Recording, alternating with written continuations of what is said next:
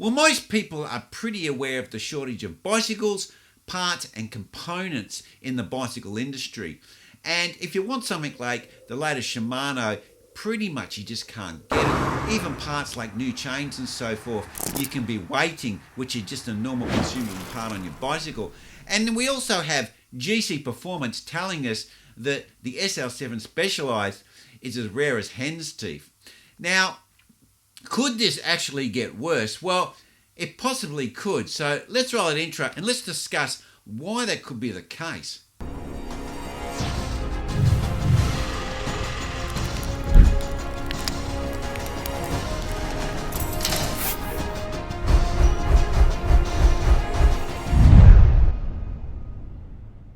So how could the supply of bicycles get worse?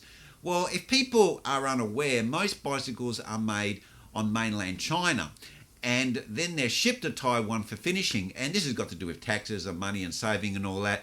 And it's also got to do with companies like Giant having their end factory in Taiwan, and Giant are actually a Taiwanese company. So what's happened is the components like the frame and the other bits and pieces are made in China, shipped to Taiwan. They're painted, assembled, and then they're put in boxes. And then you might see that on your bike, made in Taiwan. Now, some of the companies are actually still finishing them in China. They'll have made in China. So those probably will not be affected as much. But what we've got in this region is a conflict. We've got a conflict between mainland China, which is the government of the CCP, and we've also got the Taiwan government, which is the Democratic Republic of China. And these are two separate governments. But the problem we have here is that the mainland China, which is run by the CCP, says that Taiwan is part of mainland China and wants them to be integrated back under the umbrella of the CCP. So there is conflict there, and this has been kind of simmering for decades. But what's happened in recent times is this has escalated, and the People's Liberation Army, which is the military arm of the CCP, has been putting a lot more military pressure on Taiwan. And there's been significant incursions by military aircraft into the Taiwanese airspace. Now, at the moment, this is not so much affecting trade, but it is heightening the tensions between Taiwan and mainland China. Now, what China may actually do, or the CCP may do, they may actually increase economic sanctions on Taiwan because they're not playing ball, or they're claiming, they still keep claiming that they're a separate province or a separate country, and they're going to defend their country. And they actually have bought significant armaments from the US.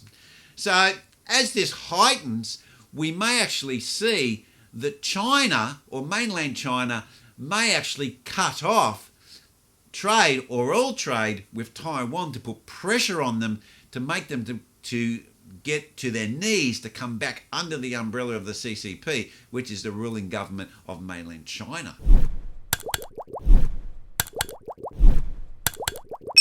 Now, the other more dramatic thing that may happen is there could be conflict in the region. And Taiwan has a lot of heavy water transport lines that go past its country. And we actually are having a build-up in the South China Sea of military equipment. Now, the US are very concerned about China and its aggressiveness towards Taiwan currently, and has actually even said to Taiwan, hey, look, we don't want you to do any more incursions into the Taiwan airspace. Now, even just making a statement like that to the Chinese government is going to get them upset, because they believe it's their airspace and they don't appreciate other people telling them where they can fly their airplanes. So we may even have a double escalation. We may actually have shipping and goods and that being diverted to different routes away from that area because of the military build-up, or there could even be conflicts that starts. And when the conflict starts in that region, you don't want civilian boats traveling through that area. And then they may not even stop at Taiwan. So then we would have another problem with trade in that region. So this region is becoming a bit of a hotspot that's politically, militarily, and also for trade, because a lot of trade deals around Taiwan and shipping lanes go very close to Taiwan.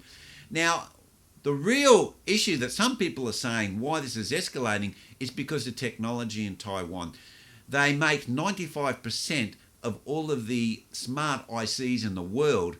And of course, if China can take control of this, then that can also build their own internal industry and also give them a lot of power when it comes to ICs that pretty much run everything. So this is what it's about. It's also about saving face for China and the CCP. It's also about money because we've got chips. It's also about getting American dollars because China has to buy all of its stuff externally in American dollars, and it needs to get its American dollars from somewhere.